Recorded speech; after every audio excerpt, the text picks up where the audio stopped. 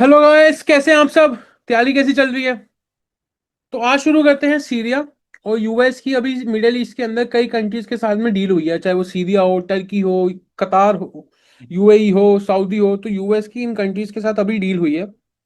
तो ये टॉपिक हमारे लिए इंपॉर्टेंट हो जाता है। और वैसे भी आपको पता होगा मिडिल ईस्ट इस समय उसके अंदर कुछ ना कुछ चलता रहता है। ईरान की और इसराइल से वॉर चल रही है, पहले इसराइल और पैलेस्टाइन की वॉर चल रही थी। तो जो मिडिल ईस्ट है वो इस समय काफी ज्यादा हॉट टॉपिक बन चुका है, क्योंकि सारा वर्ल्ड उसी तरफ देख रहा है।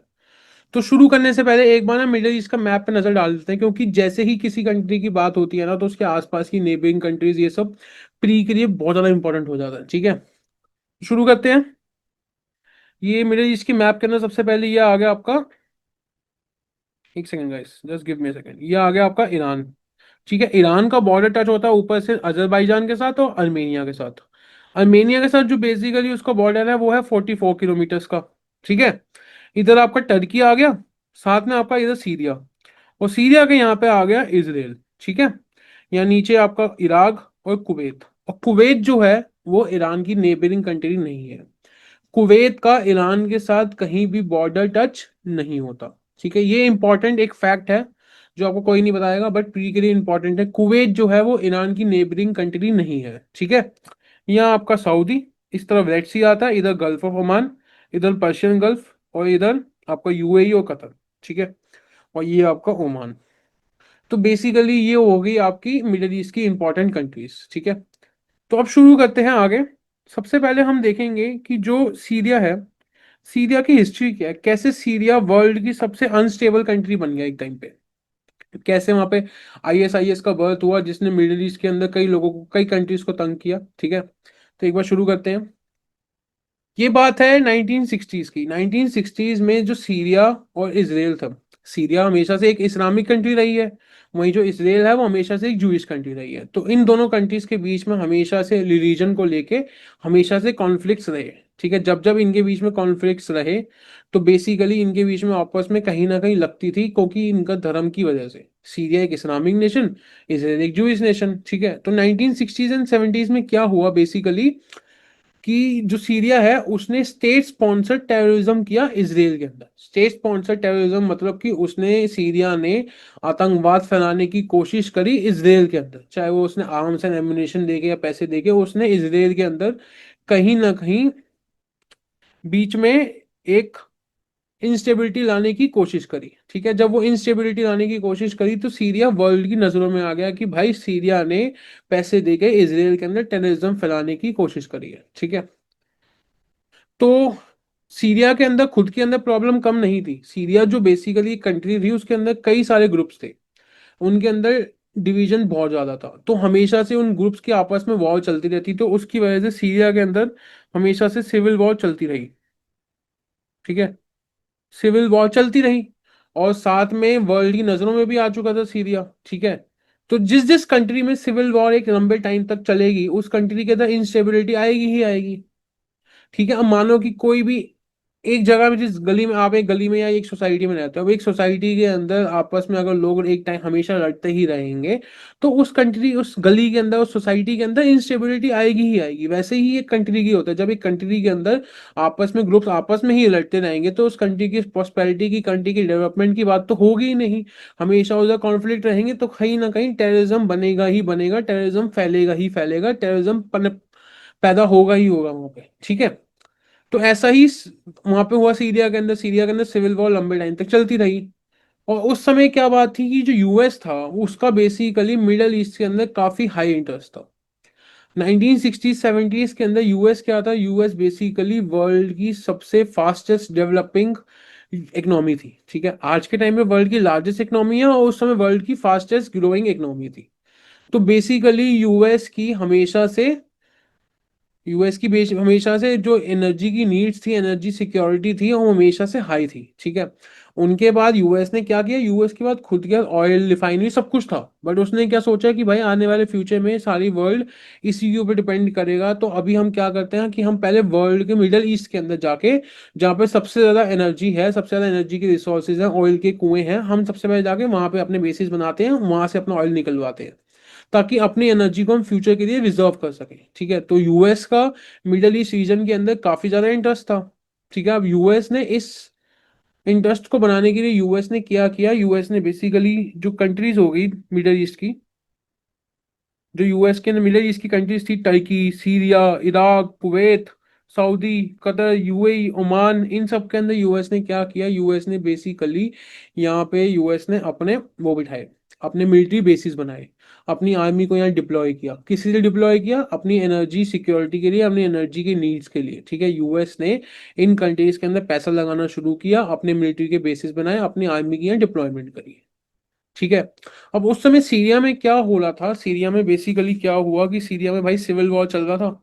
सिविल वॉर पीक पे आया 2013-14 में। अब जिस कंट्री में एक टाइम से सिविल वॉर चले जा रहा है, चले जा रहा है, चले जा रहा है, तो वहां के लोग क्या हुए, वहां के लोग एक सैड है, हताश है, लोगों के अंदर अनएम्प्लॉयमेंट है। जहां जहां अनएम्प्लॉयमेंट होगी, जहां जहां लोगों के अंदर सैडनेस होगी, जहां जहां लोग डिप्रेस होंगे, वहां पे कहीं ना कहीं आतंकवाद पैदा होगा ही होगा। ऐसा ही हुआ सीरिया के अंदर। सीरिया के अंदर क्या हुआ, उस समय सीरिया के अंदर बर्थ हुआ आईएसआईएस का। जब आईएसआईएस यानी कि Islamic state for Iraq and Syria, उसका नाम ही यही था, Islamic state for Iraq and Syria. तो वहां पे सीरिया के अंदर इस्लामिक स्टेट का बर्थ हुआ। इस्लामिक स्टेट ने क्या किया, बेसिकली सीरिया के अंदर टेररिज्म फैलाना शुरू किया। उसने अपनी जो, अब मान लो कोई भी एक कंट्री है, उसके अंदर कॉन्फ्लिक्ट चल रहे हैं। अब मान लो कि सीरिया के अंदर दो लोग हैं, दो लोगों की आपस में लड़ाई हुई, उसमें एक बंदे ने अपनी उसके सामने वाले बंदे की फैमिली में किसी को मार दिया। ठीक है, अब तीसरा बंदा आगे कहेगा तो अपना बदला ले, ये ले आर्म्स ले, ये एमुनेशन ले, ये पैसे ले, और जाके उसको मार दे, अपना बदला पूरा कर। तो वही हुआ सीरिया के अंदर कि जो आईएसआईएस ने लोगों को आर्म्स एमुनेशन देने शुरू करे, उनका सिविल वॉर को एकदम पीक पे ले आए, जो 2013-14 में सिविल वॉर पीक पे चला गया। ठीक है, तो सिविल वॉर पीक पे चला गया और साथ में आईएसआईएस का बर्थ हो गया। तो आईएसआईएस ने अपना, इस्लामिक स्टेट ने उसके अंदर टेररिज्म फैलाना शुरू किया। तो सीरिया क्या बन गई, वर्ल्ड की सबसे अनस्टेबल कंट्री बन चुकी थी। ठीक है। अब उस समय जो वहां के प्रेसिडेंट थे, Bashar al Assad was the president of Syria at that time. ठीक है। अब उन्होंने क्या किया, उन्होंने बेसिकली रशिया से अपनी फ्रेंडशिप बढ़ाई। वो जाके मिल गए रशिया के पुतिन से, उन्होंने पुतिन से फ्रेंडशिप करी। पुतिन से फ्रेंडशिप करने के बाद यूएस को लगा कि भाई सीरिया जो हो गया वो हो गया प्रो रशिया। अब रशिया और अमेरिका की हमेशा से नहीं बनी, रशिया और अमेरिका हमेशा से एक तरह से दुश्मन रहे हैं, क्योंकि 1991 के अंदर जब कोल्ड वॉर हुई थी, सोवियत यूनियन से रशिया बना था। ठीक है, तो उसके अंदर सोवियत यूनियन यूएस से हार गया था, और तब से वो एक दूसरे की एनिमी बन के रहे। ठीक है, अब जो एनिमी है, आपका एक दोस्त जाके कि आपके किसी एनिमी से मिल जाएगा, अपनी दोस्ती बढ़ाएगा, तो यही लगेगा आपको कि वो मेरा एनिमी हो गया है। ठीक है, तो सीरिया के अंदर जो Bashar al Assad was the president at time, तो उन्होंने रशिया की तरफ जाके अपनी दोस्ती बनाई, तो वो बन गए प्रो रशिया। ठीक है, तो अब यूएस में क्या लगा, यूएस में जो प्रेसिडेंट हैं, डोनाल्ड ट्रम्प, जॉय बिडेन या बैरक ओबामा, या जो भी पहले उनके प्रेसिडेंट है, उनको लगा कि भाई सीरिया हो चुका है बेसिकली अब जाके प्रो रशिया। ठीक है, तो उन्होंने क्या किया कि भाई अब टाइम आ चुका है बशर अल असद को प्रेसिडेंट से हटाने के लिए। प्रेसिडेंट से हटा के क्या होगा, बेसिकली यूएस क्या करेगा, उनको प्रेसिडेंट से हटाएगा, फिर वहां पे अपना एक पपेट प्रेसिडेंट बिठाएगा जो उनकी बात मानेगा। और जो यूएस के जो एनर्जी के इंटरेस्ट था, जो एनर्जी सिक्योरिटी, अपनी एनर्जी की नीड्स के लिए मिडिल ईस्ट में गया था, तो उसको यूएस कंट्रोल कर पाएगा। ठीक है, तो यूएस ने क्या किया, अपनी एनर्जी के इंटरेस्ट के लिए उसने सोचा कि बशर अल असद को हटाने का टाइम आ चुका है। तो उसने सीरिया के अंदर एक तरह से सिविल वॉर को इंक्रीज करना शुरू किया, सिविल वॉर को आग देनी शुरू करी। ठीक है, तो यूएस ले गया सिविल वॉर को सीरिया के अंदर एकदम पीक पे। सीरिया जो पहले एक तरह से परेशान था उससे, आईएसआईएस से, अपने सिविल वॉर से, वहीं अमेरिका ने क्या किया, बशर अल असद को हटाने के लिए उसने क्या किया, अमेरिका ने बेसिकली सीरिया के अंदर सिविल वॉर को बढ़ाने की कोशिश करी। उन्होंने आर्म्स एंड एम्यूनेशन फैलाए, आर्म्स एंड एम्यूनेशन उसने जाके सीरिया को दिए, सीरिया के लोगों को दिए। अब क्या होता है कि मान लो कि एक कंट्री, एक स्टेट है, यूपी स्टेट है हमारे यहाँ पे, और यूपी की स्टेट है, अगर मुझे यहाँ कल लगेगा कि मुझे यहाँ के चीफ मिनिस्टर को हटाना है, तो क्या करेंगे लोग, लोगों को आपस में लड़ाओ, क- पूरी स्टेट के अंदर एक अनस्टेबिलिटी ले आओ, एक दंगे का माहौल बना दो, लोगों को डरा दो, तो लोग क्या कहेंगे कि यहाँ के सीएम से तो कुछ नहीं हो रहा भाई, इसको हटाओ। ठीक है, वैसा ही यूएस ने क्या किया कि लोगों को दिखाया कि भाई यहाँ के प्रेसिडेंट से तो कुछ नहीं होगा, इसको हटाओ। तो उन्होंने बशर अल असद को हटाने के लिए ट्यूब सप्लाई करे। ठीक है, अब उसने वर्ल्ड के अंदर क्या बोला, यूएस ने वर्ल्ड के लोगों को, कंट्रीज को ये बोला कि basically we are giving Syria को, हम दे रहे हैं टेररिस्ट को लड़ने के लिए एम्यूनेशंस, ठीक है, हम उसको एम्यूनेशन दे रहे हैं ताकि सीरिया जो है अपने आईएसआईएस से लड़ सके। अब वो उल्टा रहा था, वो आईएसआईएस से लड़ने की दे तो दे नहीं रहा था, वो उस बेसिकली यूएस को सीरिया के अंदर सिविल वॉर बढ़ाना था। ठीक है, समझ आया यहाँ तक? तो बेसिकली क्या हुआ, यूएस ने अपनी डर्टी पॉलिटिक्स यूज करी और सीरिया को एक अनस्टेबल कंट्री बना दिया। आईएसआईएस अलग, सिविल वॉर अलग, सिविल यूएस का इंटरेस्ट अलग, तो सीरिया तो भाई एक तरह से बेसिकली एक तरह से पूरा खत्म हो गया। ठीक है, यहां तक सब समझ आया? क्या है सीरिया का बैकग्राउंड था, सीरिया स्टेज पे कैसे पहुंचा, कैसे उसने इसराइल के अंदर एक स्टेट स्पॉन्सर टेररिस्ट करने की, टेररिज्म फैलाने की कुछ कोशिश करी, और वहां से वो 2013-14 तक सीरिया कहाँ पहुंच गया। ठीक है, अब आगे निकल के आते हैं, मेंस का एक क्वेश्चन आता है 2021 के अंदर। ठीक है, इसके अंदर क्वेश्चन के अंदर क्या है, US is facing an existential threat in the form of China which is much more challenging than erstwhile Soviet Union. अब आपको पता होगा 1991 के अंदर, ठीक है, सोवियत यूनियन और यूएस के बीच में कोल्ड वॉर हुआ। ठीक है, जो सोवियत यूनियन हारा और यूएस जीत गया। ठीक है, तो अब इस क्वेश्चन का मतलब क्या है, अगर आपको मेंस का क्वेश्चन का आंसर लिखना है, सबसे पहले हमें इसका मतलब पता होना चाहिए। इसका मतलब बेसिकली ये है कि जो यूएस है, ठीक है, वो एक थ्रेट फेस कर रहा है इन द फॉर्म ऑफ चाइना। पहले क्या होता था 1991 से आज तक, जो वर्ल्ड ऑर्डर चलता है, यानी कि जो कंट्री की पूरी वर्ल्ड के अंदर मनमानी चलती हुई आई है, वो बेसिकली यूएस की चलती आई है। तो उसको क्या बोलते हैं, यूनिपोलर वर्ल्ड ऑर्डर। उसको बोला जाता है यूनिपोलर वर्ल्ड ऑर्डर।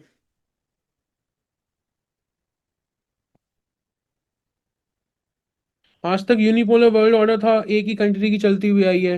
ठीक है, अब चाइना क्या कर रहा है, ठीक है, चाइना बेसिकली यूएस की जो हेजीमनी है उसको चैलेंज कर रहा है, जो यूएस का रूल है उसको चैलेंज कर रहा है। ठीक है, तो इस क्वेश्चन के अंदर यही पूछा गया है कि US is facing N existent threat in the form of China. क्या यूएस एक थ्रेट फॉलो, यूएस को एक थ्रेट मिल रहा है चाइना से, जो सोवियत यूनियन से उसको पहले मिला था, ये उससे कई बड़ा थ्रेट है। ठीक है, China is challenging the hegemony of the US, China is challenging the world order of the US, जो वर्ल्ड के अंदर यूएस की जो चलती है, जो वर्ल्ड के अंदर यूनिपोलर वर्ल्ड ऑर्डर है, चाइना उसको चैलेंज कर रहा है 2020 कोविड के बाद। आपने देखा होगा कि कहीं ना कहीं चाइना यूएस की हेजीमनी को चैलेंज करने में कहीं ना कहीं सक्सेसफुल रहा है। ठीक है, यहां तक समझ आया? जो यूएस की है पावर, वो कहीं ना कहीं कम हो रही है, कंट्रोल कर पा रहा है चाइना। ठीक है, तो वर्ल्ड का वर्ल्ड ऑर्डर है वो चेंज हो रहा है। ठीक है, समझ आया यहाँ तक? क्वेश्चन समझ आ गया तो आंसर तो आ जाएगा। ठीक है, अब यूएस को क्या क्या स्टेप्स लेने पड़ेंगे अपनी हेजीमनी को लीन रीगेन करने के लिए। ठीक है, अब यूएस ने अभी तक क्या किया, उसने बेसिकली सीरिया के अंदर आर्म सप्लाई करे, ठीक है, प्रमोट सिविल वॉर प्रमोट किया। तो आगे इसका आंसर देखने, ये आपको समझ आना जरूरी है। अब 1979 के अंदर जब यूएस ने, ठीक है, क्या किया, यूएस ने बेसिकली 1979 के अंदर सीरिया के ऊपर सैंक्शंस लगा दिए। सैंक्शंस क्यों लगाए, क्योंकि उस समय सीरिया ने इसराइल के ऊपर स्टेट स्पॉन्सर टेररिज्म किया था। अब सैंक्शंस क्या होते हैं, सैंक्शन बेसिकली यूएस अगर किसी कंट्री पे सैंक्शन लगाता है तो उसका मतलब वो किसी कंट्री के साथ ट्रेड नहीं कर पाएगा, डॉलर यूज नहीं कर पाएगा फॉर द ट्रेड। मतलब सीरिया वर्ल्ड की किसी भी कंट्री के साथ डॉलर में ट्रेड नहीं कर पाएगा, और जो ऑलमोस्ट वर्ल्ड का ट्रेड होता था, सॉरी, वो डॉलर में ही होता था। तब यूएस ने जब सीरिया के ऊपर सैंक्शन लगा दिए, ठीक है, तो बेसिकली सीरिया की हालत बद से बदतर हो गई। एक तो पहली सिविल वॉर, आईएसआईएस वहां बैठा हुआ है, साथ में अब वो ट्रेड भी नहीं कर पा रहे, अपना तेल नहीं बेच पाएंगे, किसी कंट्री के साथ डॉलर में डील नहीं कर पाएंगे। तो सीरिया की हालत तो बद से बदतर होती चली गई। ठीक है, अब उसके बाद जो तीन मेजर प्रॉब्लम सीरिया का, मैंने आपको बताया, उन्होंने टेररिज्म का सपोर्ट किया 1970s 1960s में। ठीक है, यूएस को उन्होंने, सॉरी, इसराइल के ऊपर उन्होंने टेररिज्म फैलाया। साथ में उनके सिक्योरिटेरियन कॉन्फ्लिक्ट्स भी थे। ठीक है, साथ में पूरे वर्ल्ड के अंदर राइस ऑफ आईएसआईएस दिखा हमें सीरिया के अंदर, और सीरिया का सिविल वॉर तो चल ही रहा था। ठीक है, अब इसके बाद जब यूएस, बेसिकली यूएस ने बशर अल असद को हटाना चाहा, जो रिसेंटली यूएस कर पाया। ठीक है, और सबसे मजेदार बात मैं तुम्हें बताता हूँ। सबसे पहले क्या हुआ, जो सीरिया के अंदर जब बशर अल असद को हटाया गया, तो यूएस ने जो अपना पपेट प्रेसिडेंट बताया, he was am sorry he was Ahmed al Sharaa. ठीक है, Ahmed al Sharaa is the new president of the Syria. वहां पे रूल चेंज हुआ, अहमद अल शरा को बनाया गया। और सबसे बड़ी हैरानी होगी तुम्हें जान के, Ahmad al Sharaa is the, ठीक है, बेसिकली देखो टेररिस्ट है भाई आदमी। ठीक है, he was the leader of the leader of the क्या कहते हैं उसको, अलकायदा। अलकायदा का लीडर था बेसिकली। ठीक है, सीरिया के अंदर इसका नाम चेंज होके, ठीक है, ये जो अल नुसरा बोलते हैं उसको, बेसिकली अलकायदा की जो ब्रांच थी उसको सीरिया के अंदर अल नुसरा बोला गया। तो ये बंदा उसका हेड था। ठीक है, और यूएस ने इसको बना दिया यहाँ का सीरिया का प्रेसिडेंट। ठीक है, मतलब यूएस की एक तरह से आप हिपोक्रेसी देखो, एक तरह से वर्ल्ड को बोल रहे हैं कि हम आईएसआईएस से लड़ने के लिए सीरिया को वेपन्स दे रहे हैं, और साथ में उन्होंने क्या किया, अहमद अल शरा जो एक अलकायदा की ब्रांच अल नुसरा जो सीरिया के अंदर थी उसका हेड था, उन्होंने उसको सीरिया का प्रेसिडेंट बना दिया। ठीक है, यहां से दो इंपॉर्टेंट चीजें निकल के आती हैं। ठीक है, सबसे दो एनालिसिस यहाँ बहुत ज्यादा इंपॉर्टेंट होते हैं, ध्यान से सुनना। एक तो सबसे पहले यूएस ने क्या किया अपनी पावर को रीगेन करने के लिए, how US try to save is power for the, ठीक है, how US try to save is power in the Middle East. US ने अपनी पावर को बचाने के लिए क्या किया।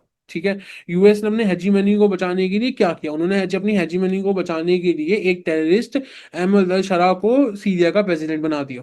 ठीक है, नेक्स्ट पे आते हैं, ये GS4 एथिक्स की आपकी एनालिसिस बनेगी कि यूएस ने, जो एक लीडर होता है, अगर एक कंट्री का एक लीडर है उसका काम क्या होता है, उस कंट्री की प्रॉस्पेरिटी, उस कंट्री की डेवलपमेंट, राइज ऑफ इकोनॉमी, ये सब चीजें देखना। ठीक है, वहां के लोगों का वेलफेयर देखना। अब यूएस ने क्या किया, उन्होंने बेसिकली टेररिस्ट को बना दिया, तो आपकी एथिक्स कहाँ गए। आपकी केस स्टडी निकल के आएगी कि यहां से यूएस को अपनी पावर रीगेन करने के लिए यूएस किस हद तक गिर गया। ठीक है, समझ आया, उन्होंने एक टेररिस्ट ऑर्गेनाइजेशन के लीडर को उन्होंने सीरिया का प्रेसिडेंट बना दिया, एक पपेट प्रेसिडेंट बना दिया। ठीक है, समझ आया यहाँ तक गाइस। अब उन्होंने बेसिकली क्या किया, उन्होंने जो सीरिया के प्रेसिडेंट थे अहमद अल शरा, इनके सामने अहमद अल शरा प्रेसिडेंट बनने से पहले इसके ऊपर सामने दो शर्तें रखी गई।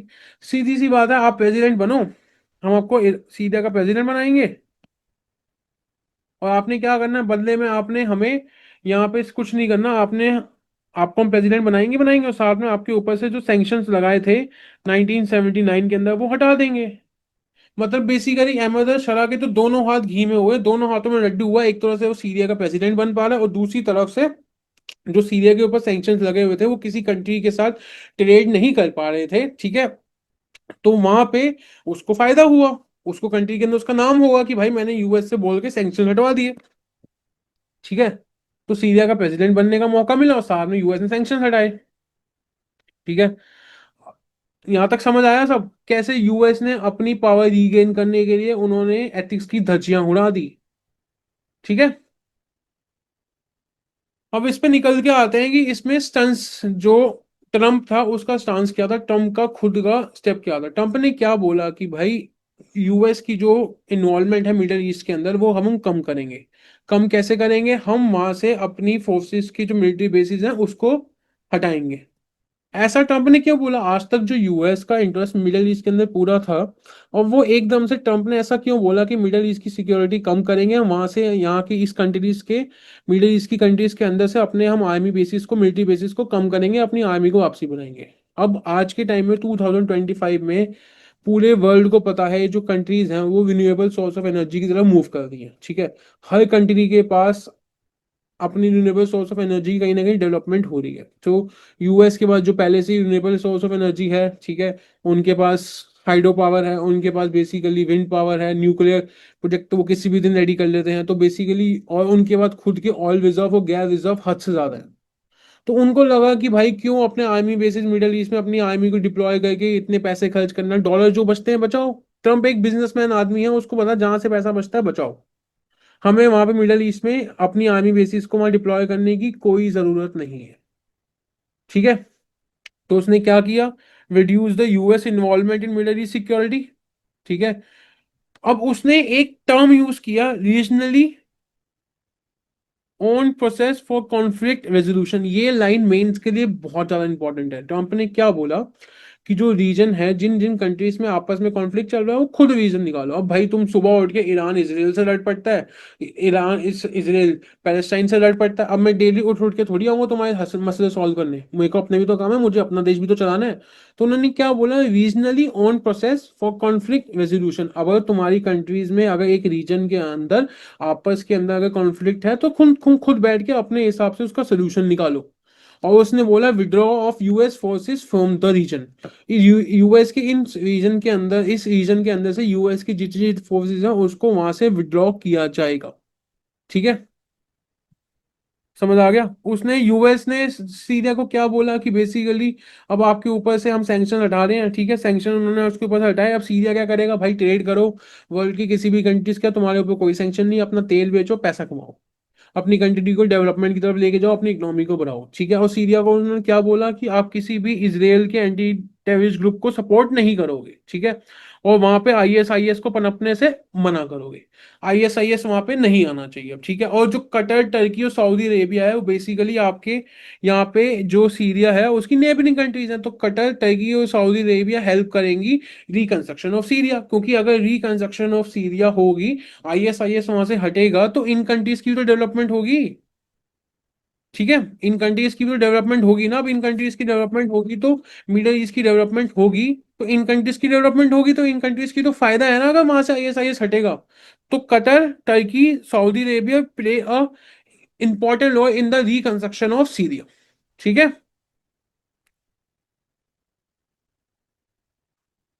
अब देखो यूएस का बेसिकली क्या है। यूएस ने, ट्रंप ने क्या बोला कि trade is the panacea of all the conflicts, using trade to solve all the dispute. अभी इंडिया पाकिस्तान की वॉर हुई, ट्रंप ने क्या बोला, ट्रंप ने, इंडिया ने अपना ऑपरेशन सिंदूर चलाया, लगभग लगभग पाकिस्तान अपने घुटनों पर आ गया था।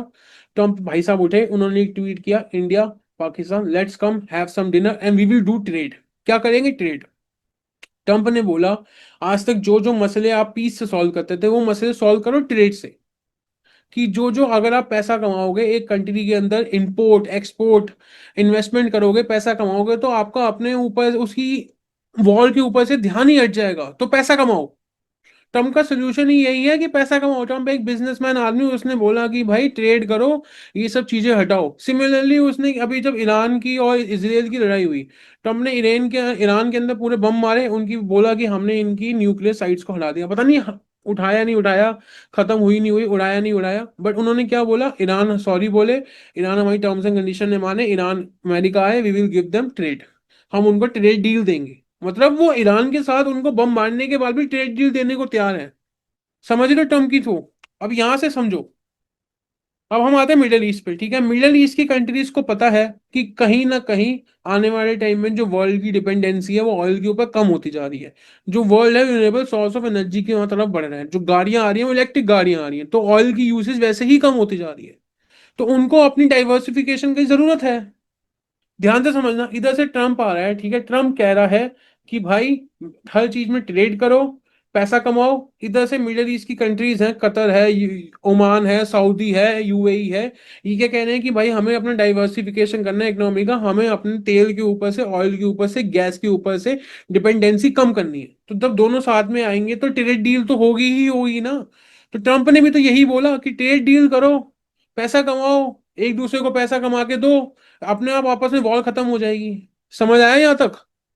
मिडिल ईस्ट की कंट्रीज का क्या था, diversification of economy and reduce Reliance over oil.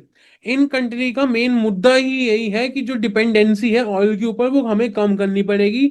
चाहे हम टूरिस्ट बनाए, चाहे हम ट्रेड करें, चाहे हम कुछ मैन्युफैक्चरिंग करें, बट हमें अपनी ऑयल के ऊपर से डिपेंडेंसी कम करनी पड़ेगी। ठीक है, यहां तक समझ आया पूरा। ठीक है, मजा आ रहा है। तो अभी तक ये समझ आ गया कि कैसे डोनाल्ड ट्रंप ने मिडल ईस्ट की कंट्रीज के साथ ट्रेड डील साइन करने की कोशिश करी, क्योंकि दोनों कंट्रीज की, मिडल ईस्ट की कंट्रीज की तो जरूरत है ही है, उनको अपनी डाइवर्सिफिकेशन ऑफ इकोनॉमी करनी है। ठीक है, अभी यहाँ से ना एक इंपॉर्टेंट एस्पेक्ट निकल के आता है। अगर हम इंटरनेशनल रिलेशंस बात कर रहे हैं तो हम बेसिकली मेंस की बात कर रहे हैं। ठीक है, हम मेंस का सबसे इंपॉर्टेंट टॉपिक निकल के आता है यहाँ पे। एक ध्यान से सोचो ये एनालिसिस, कि मिडल ईस्ट की कंट्रीज के अंदर, ठीक है, यूएस का बेसिकली एक मिलिट्री बेसिस बने हुए हैं। ठीक है, अब यूएस ने सुबह उठ के डिसाइड किया, भाई उनके नए प्रेसिडेंट डोनाल्ड ट्रम्प ने डिसाइड किया कि हम इन कंट्रीज से अपने बेसिस हटा लेंगे। हम यहाँ से अपनी मिलिट्री को विड्रॉ करा लेंगे। ठीक है, अब जो वो कंट्रीज हैं वो बेसिकली डिपेंडेंट है यूएस के ऊपर अभी तो अपनी आर्मी के लिए। उन्होंने इतने सालों से वहां मिलिट्री बेसिस बनाए हुए हैं, तो उन कंट्री की डिपेंडेंसी है यूएस के ऊपर। अब यूएस ने एकदम से अपने मिलिट्री बेसिस वहां से विड्रॉ करने का डिसीजन ले लिया, तो वहां की जो आर्मी है वो एकदम से इंडिपेंडेंट तो नहीं हो जाएगी, एकदम से उनके पास आर्म एंड एम्यूनेशन तो नहीं आ जाएंगे। तो वहां पे एक वॉइड क्रिएट होगा ही होगा, एक खालीपन होगा ही होगा। तो वो एक अपॉर्चुनिटी हो सकती है रशिया और चाइना के लिए। ठीक है, ये एक अपॉर्चुनिटी हो सकती है रशिया और चाइना के लिए। ये बहुत इंपॉर्टेंट टॉपिक एनालिसिस बन सकता है, इसका क्वेश्चन बन सकता है मेंस के ऊपर, कि क्या ये वॉयड एक रशिया और चाइना के लिए एक अपॉर्चुनिटी हो सकती है मिडिल ईस्ट के अंदर घुसने की। ठीक है, बट यूएस क्या चाहता है, यूएस क्या कर रहा है, यूएस बेसिकली इन कंट्रीज से अपनी सब कुछ विड्रॉ करके, बट अपना जो पॉलिटिकल हेजीमनी है, जो पॉलिटिकल उनका वहां पे राज है, वो यूएस खत्म नहीं होने देना चाहता। यूएस चाहता है कि खाली आर्मी के जो मिलिट्री बेसिस है वो वहां से हम अपनी आर्मी विड्रॉ कर ले, मिलिट्री बेसिस खत्म कर दे, बट जो हमारा पॉलिटिकल कंट्रोल है वो उस जगह पे बना रहे। तो उसी लिए यूएस क्या कर रहा है, यूएस इन कंट्रीज को बेसिकली ट्रेड डील ऑफर कर रहा है। ठीक है, यू इस समय डोनाल्ड ट्रम्प का यही है कि जिन जिन कंट्रीज की आपको बीच में कॉन्फ्लिक्ट है उनको ट्रेड डील दो, ट्रेड डील से सारे सोल्यूशन रेजोल्यूशन निकालने की कोशिश की जाए। आज से पहले क्या होता ना, बेसिकली डिप्लोमेसी में आज तक क्या होता है, डिप्लोमेसी में जब जिन कंट्रीज के बीच में कुछ भी डिस्प्यूट रेजोल्यूशन होता था, the only way to solve the dispute resolution was the peace resolution. उनके बीच में पीस कराओ, उनकी पीस टॉक्स कराओ। बट अब क्या हो रहा है, बेसिकली अब उनके बीच में ट्रेड कराओ। यूएस की यही नई डील है कि उनके बीच में ट्रेड कराओ, जब वो कंट्रीज पैसा कमाएंगी, जब वो कंट्रीज को पैसा आएगा तो उनका अपने आप से ही ट्रेड वॉर के ऊपर से ध्यान हट जाएगा। ठीक है, समझ आया था गाइस? इंटरेस्टिंग क्लास होगी आज की तो। ठीक है, with changing time global conflicts are rising. Changing time के ग्लोबल कॉन्फ्लिक्ट दिख रहा है पूरी दुनिया के अंदर बढ़ते जा रहे हैं, इंडिया पाकिस्तान, ईरान इसराइल। ठीक है, इसराइल पैलेस्टाइन। ठीक है, और आपको एक बात मैं आज और बता दूं कि अब किसी भी दिन, मैं ये भविष्यवाणी कर रहा हूँ, फ्यूचर बता रहा हूँ, चाइना किसी भी दिन ताइवान के अंदर अटैक कर सकता है। चाइना किसी भी दिन ताइवान के अंदर अटैक कर सकता है, क्योंकि चाइना ने देख लिया, अगर ईरान का इसराइल और यूएस मिलके कुछ नहीं उखाड़ पाए। हमें नहीं पता यूएस ईरान के अंदर जो इनके जो न्यूक्लियर रिएक्टर थे वो ब्लास्ट हुए भी हैं नहीं हुए, यूएस ने क्लेम तो कर दिया, ठीक है, बट ज्यादा कुछ नहीं उखाड़ पाए। ठीक है, तो चाइना के बाद इससे अच्छी अपॉर्चुनिटी नहीं हो सकती ताइवान के अंदर घुसने की। ठीक है, I am telling you the future. China ने अपने कॉन्स्टिट्यूशन के अंदर कॉन्स्टिट्यूशनल प्रॉमिस किया हुआ है वन चाइना। उन्होंने कॉन्स्टिट्यूशन प्रॉमिस किया हुआ है वहां के लोगों को कि ताइवान को हम अपना हिस्सा बना के रहेंगे। तो किसी भी दिन चाइना ताइवान के अंदर घुस जाएगा। ठीक है, अगर वो अभी भी नहीं घुसता तो शायद ये मान लेना कि चाइना कभी ताइवान के अंदर घुसना चाहता ही नहीं, तो इससे अच्छी अपॉर्चुनिटी चाइना को नहीं मिलेगी। ठीक है, अभी हमने क्या बोला, ग्लोबल कॉन्फ्लिक्ट्स आर राइजिंग। ठीक है, तो इनको कंट्रोल करने के लिए इनोवेटिव मैकेनिज्म चाहिए हमें to resolve the global conflict. Innovative mechanism चाहिए, और वो इनोवेटिव मैकेनिज्म इस समय जो यूएस ने दिया है कि वो उन दो कंट्रीज के बीच में ट्रेड कराओ। बहुत होगी पीसी स्टॉक्स, बहुत होगी बातचीत बातचीत बातचीत। ठीक है, पंचायत में सुना ना, खेलो पंचायत पंचायत, करो पंचायत पंचायत, होगी पंचायत, अब होगा ट्रेड। ठीक है, अब आते हैं नेक्स्ट पे, जो यूएस ने अभी बेसिकली क्या किया, यूएस ने मिडिल ईस्ट के अंदर डोनाल्ड ट्रम्प का था, उन्होंने इन कंट्रीज को बेसिकली ट्रेड डील दी। ठीक है, यूएस ने सऊदी अरब को ट्रेड डील दी 600 बिलियन डॉलर्स की। ठीक है, 600 बिलियन डॉलर्स की उन्होंने सऊदी की ट्रेड डील दी, बट उसमें भी 142 बिलियन डॉलर्स की आर्म्स की डील थी, कि आप 142 बिलियन डॉलर्स के यूएस आर्म देगा। आपको पता है कि बेसिकली क्या था, कि यूएस जो है वो आर्म सप्लाई करता है, इंडिया भी यूएस से आर्म्स देता है। तो बेसिकली यूएस ने मिडल ईस्ट के अंदर सऊदी को बोला कि 600 बिलियन डील की उनके डील साइन की, जिसके अंदर 142 बिलियन के आर्म्स देंगे। एक तरफ यूएस कह रहा है कि लड़ाई मत करो, वॉर मत करो, अपने मसले हल करो, ट्रेड करो। दूसरी तरफ क्या कर रहा है, यूएस अपने आर्म्स भी बेच रहा है। हिपोक्रेसी समझ रहे हो यूएस की? ठीक है, उसके बाद आते हैं यूएस कतर। यूएस और कतर के बीच में 243.5 बिलियन डॉलर्स की डील साइन हुई। ठीक है, यूएस यूएई के बीच में 200 बिलियन की डील साइन हुई। इसके साथ यूएस ने क्या बोला, कि जो यूएई कतर और सऊदी है, ये बेसिकली इन्वेस्टमेंट करेंगे यूएस के अंदर अपना पैसा। यूएस इनसे पैसा तो कमा रहा है अपने आर्म्स डील बेच के, इनको डील देके, बट साथ साथ यूएस के अंदर ये कंट्रीज इन्वेस्टमेंट भी करेंगी। एकदम प्रॉपर बिजनेसमैन आदमी। समझ आया? ठीक है। अब थोड़ा सा इंपॉर्टेंट टॉपिक पे निकल के आते हैं, यूएस टर्की डायनामिक्स। ठीक है, अब आपको पता होगा जो टर्की है, Turkey was basically member of NATO. ठीक है, नाटो एक जो मिलिट्री ऑर्गेनाइज मिलिट्री अलाइनमेंट है, यानी कि कुछ कंट्रीज की अलाइनमेंट जो आपस में मिलिट्री कॉपरेशन करती हैं। ठीक है, मिलिट्री कॉपरेशन करती हैं। आपको पता है रशिया यूक्रेन की वॉर भी नाटो के ऊपर हुई थी। ठीक है, तो जो टर्की है वो नाटो ग्रुप का पार्ट था। अब कुछ टाइम पहले टर्की ने क्या किया, बेसिकली थोड़े टाइम पहले रशिया ने टर्की ने रशिया के साथ एस 400 सुना है आपने? अभी ऑपरेशन सिंदूर के अंदर यूज हुआ था, जब आर्मी पाकिस्तान आर्मी ने इंडिया के ऊपर अपने ड्रोन और मिसाइल फायर की थी, तो S-400 एक्टेड एज अ सुरक्षा कवच, उसने इंडिया को बेसिकली प्रोटेक्ट किया था। तो यही S-400 टर्की ने रशिया से खरीदने की कोशिश की, तो उसकी वजह से क्या हुआ था, जो नाटो ग्रुप का ट्रस्ट था और रशिया की टर्की के ऊपर से हट गया था। ठीक है, क्योंकि टर्की ने नाटो को बॉयकॉट करके नाटो के साइड में जाके उसने रशिया से S-400 खरीदने की कोशिश करी। जो नाटो ग्रुप है वो बेसिकली है ही है कि आपकी जो कंट्रीज हैं नाटो ग्रुप की, उनके बीच में मिलिट्री ऑर्गेनाइजेशन होगा, मिलिट्री अलाइनमेंट होगा, आपस में मिलिट्री एक्टिविटीज होंगी, एक्सचेंज ऑफ वेपन्स होगा। तो बेसिकली वो ग्रुप ही इसी के ऊपर है। जब एक कंट्री दूसरी कंट्री को वॉर करेगी तो दूसरी कंट्री उसको अपनी आर्मी से हेल्प करेगी। और उसमें क्या किया, टर्की ने जाके S-400 की को खरीदने की कोशिश की रशिया से, तो बेसिकली टर्की का जो ट्रस्ट था वो टूट गया। अब डोनाल्ड ट्रंप बने प्रेसिडेंट, उन्होंने कहा हटाओ पुरानी बातें, नई बातें शुरू करो। ठीक है, उन्होंने क्या बोला, पुरानी बातें छोड़ो, नई बातें शुरू करो, आओ धंधा करें, आओ ट्रेड करें। उन्होंने रशिया टर्की को दी 304 मिलियन मिसाइल की डील टर्की के साथ। ठीक है, उन्होंने बोला पुरानी बातें छोड़ो, S-400 वाली बातें छोड़ो, रशिया वाली बातें छोड़ो, अब हम करेंगे आपस में मिलकर ट्रेड। ठीक है, ये बेसिकली नाटो के अंदर वापसी से एक अलाइनमेंट आया, जो बीच में कॉन्फ्लिक्ट था वो खत्म हुआ। ठीक है, और सबसे इंपॉर्टेंट, जब नाटो की जो ऑर्गेनाइजेशन थी उसके अंदर एक F-35 joint striker fighter programme होता है। ठीक है, F-35 joint strike fighter programme. अब इसमें क्या था कि जिन जिन जो कंट्रीज इनके अंदर नाटो का ऑर्गेनाइजेशन है, अगर उन कंट्रीज के बाद जो जो उनके फाइटर जेट हैं अब वो पुराने हो जाते हैं, तो उसको F-35 नए इनोवेटिव F-35 से रिप्लेस किया जाता था। ठीक है, अब टर्की को इससे प्रोग्राम से रिमूव कर दिया गया जब टर्की ने नाटो का ट्रस्ट तोड़ा। ठीक है, जब वापसी से अब डोनाल्ड ट्रम्प ने क्या किया, उन्होंने वापसी से टर्की को इस प्रोग्राम के अंदर इंक्लूड किया, इस प्रोग्राम का फायदा दिया और बोला गया टर्की के पुराने फाइटर जेट हैं उसको F-35 से रिप्लेस किया जाएगा। ठीक है, डोनाल्ड ट्रम्प की हमें थिंकिंग देगी कि सबको साथ लाओ, सबके साथ ट्रेड करो, वॉर की बातें खत्म करो। ठीक है, अब इसी से मेन का क्वेश्चन निकल के आता है, the expansion and strengthening of NATO and a stronger US Europe strategic partnership works well for India. What is your opinion about this statement? Give reason and example to support your answer. Main 2023 का question है। ठीक है, अब आप एक साथ समझो, उसने यूएस ने क्या किया, यूएस ने बेसिकली टर्की को ज्वाइन किया। ठीक है, नाटो के अंदर टर्की को लेके आए, जो बीच में कॉन्फ्लिक्ट थे उसको खत्म किया, कॉन्फ्लिक्ट खत्म करे। कॉन्फ्लिक्ट खत्म करने से बीच में एक दरार थी, बीच में जो गैप था वो आया, खत्म हुआ। ठीक है, तो नाटो बेसिकली हुआ स्ट्रांग, नाटो बना स्ट्रांग इन मिडिल ईस्ट।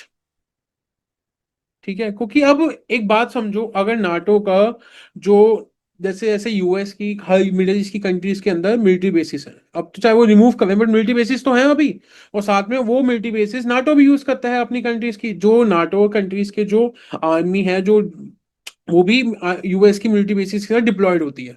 तो जब इन कंट्रीज की मिलिट्री बेसिस दूसरी मिडिल ईस्ट की कंट्रीज के अंदर डिप्लॉयड हैं, तो कहीं ना कहीं नाटो स्ट्रांग हुआ।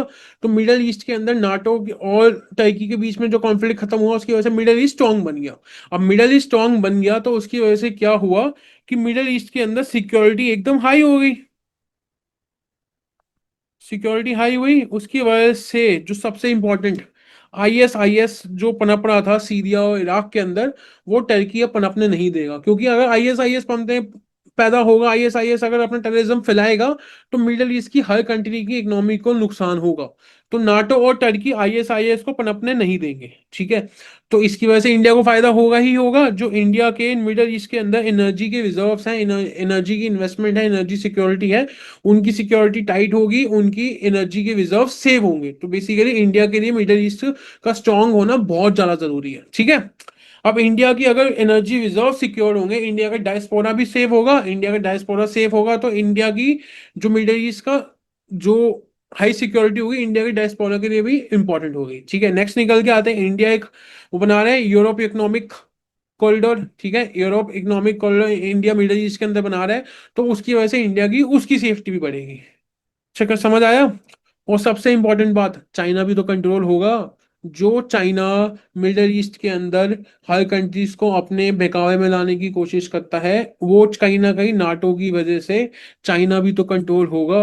एक इंपॉर्टेंट एस्पेक्ट एक एस्पिरेंट के लिए इंपॉर्टेंट है कि हर एस्पेक्ट देखना, हमें हर एस्पेक्ट देखना है। अगर नाटो नाटो अगर स्ट्रांग है मिडल ईस्ट के अंदर, तो चाइना भी तो कहीं ना कहीं काउंटर होगा। जो चाइना के जो इंटरेस्ट है मिडल ईस्ट के अंदर, उसको भी तो हम कॉन्ट्राडिक्ट कर पाएंगे। समझ आई गाइस। ठीक है, तो ये था सीरिया और यूएस सीरिया की जो डील हुई है, साथ में जो यूएस की कतर के साथ, यूएई के साथ, सऊदी के साथ जो डील हुई है, वो हमने अभी डिस्कस करी। ठीक है, और इससे मिलते जुलते ऑलमोस्ट हमने सारे इंपॉर्टेंट एस्पेक्ट कवर कर लिए हैं। तो मिलते हैं नेक्स्ट का, इसमें हम इसमें इंडिया, आर्मेनिया और कई इंटरनेशनल रिलेशंस के टॉपिक कवर करेंगे। ठीक है, keep watching, like and subscribe जरूर करें। Thank you guys, take care.